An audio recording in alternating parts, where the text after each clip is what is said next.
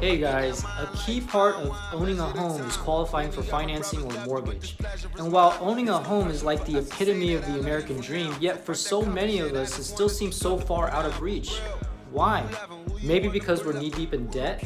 Maybe because we're ill-informed with so many things having to do with money? Well, luckily, there's help from experts, professionals who make it their purpose to help people with these things that are hard to understand so you don't have to. Today, I want to give you 5 keys to getting qualified for a mortgage. Number 1, your credit history. Lots of people think it's all about credit score, when credit score is only a small part of it. Of course, you have to have good credit, a healthy history of borrowing money and then making on-time payments. The better your credit, the higher chances are of borrowing more money and for a lower rate. But in reality, once you get past 750, it actually makes very little difference with your rate anymore. Number 2, low DTI or debt to income ratio.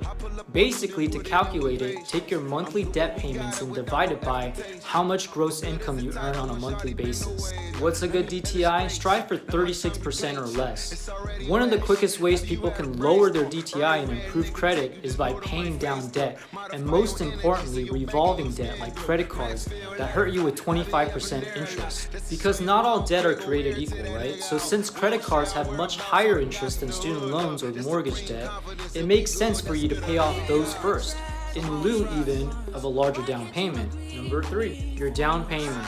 This is a no-brainer, but it's worth mentioning that the larger your down payment, then the less you have to borrow on the same collateral, which means less overall DTI and less risk for the bank. Number 4, a solid job history. This is why lenders require 2 years of tax returns and maybe the last 10 years of your job history, basically to make sure that you have the means to pay off your loan. It is overall less complicated for you to qualify if you have a W-2 or a stable salaried employee, but it isn't always easier if you catch my drift. Well, what about the self-employed? The freelance and the self-starter/employed entrepreneur is on the rise and likely to make up the majority of the US workforce in the next decade. Well, for now, it is harder and more complicated, but there are ways and I can connect those professionals to help you. Number 5, loan term and type. Obviously, a shorter loan term means you'll pay it off sooner, but that also means a hell of a lot more payments per month. So banks might give you a lower interest rate in this case. Or maybe you might want to ask about an ARM, meaning an adjustable rate mortgage, most commonly known as a 5-1 or 7-1 ARM. Generally, this means that the rate will stay low for 5 or 7 years. Then it might go up each year thereafter, hence the number 1 in the second number. The 30-year fixed isn't the only type of loan out there, so you might want to ask your mortgage professional about your options. Be open-minded, or if you don't know a mortgage professional you can trust, ask your trusty realtor. I can refer you to one. So, those are the 5 keys to getting qualified for a mortgage. It helps to know and plan ahead.